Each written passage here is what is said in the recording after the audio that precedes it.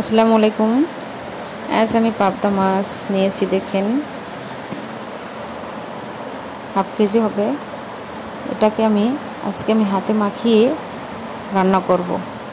দেখেন যে যে উপকরণ লাগে আমি তা নিয়ে নিয়েছি। ভিডিওর মাধ্যমে দেখে নিতে পারেন। এখন আমি মাছগুলো পাতিলে দিয়ে যে যে উপকরণ লাগবে তা আমি দিয়ে মাখিয়ে নেব।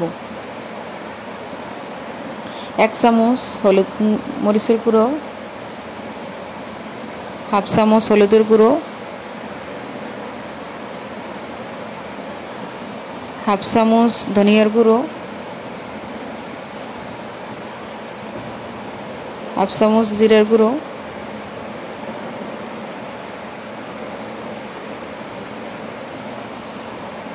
পেঁয়াজ আর রসুন কাটা হাফ কাপ, তেল দিয়েছি হাফ কাপ,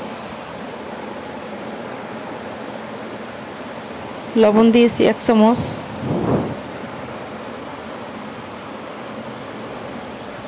এগুলোকে আমি হাতের মাধ্যমে পেস্ট করে নেব, ভালোভাবে মাখিয়ে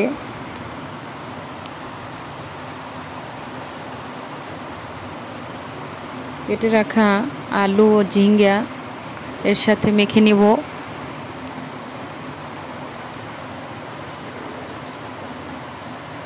এভাবে হাতে মাখিয়ে খেলে ছোটো মাছ তো খেতে ভালো লাগে। আদা রসুন বাটা পরিমাণ মতো দিয়ে এটাকে ভালোভাবে হাতের মাধ্যমে মেখে নিতে হবে।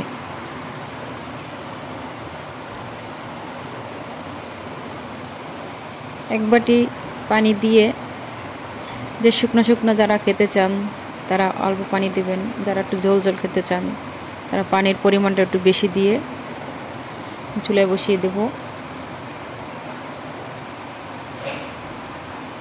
কেটে রাখা কাঁচামরিচ কয়েক টুকরো আর ধনিয়া কুচি পাতা এর ভিতরে ছেড়ে দিয়ে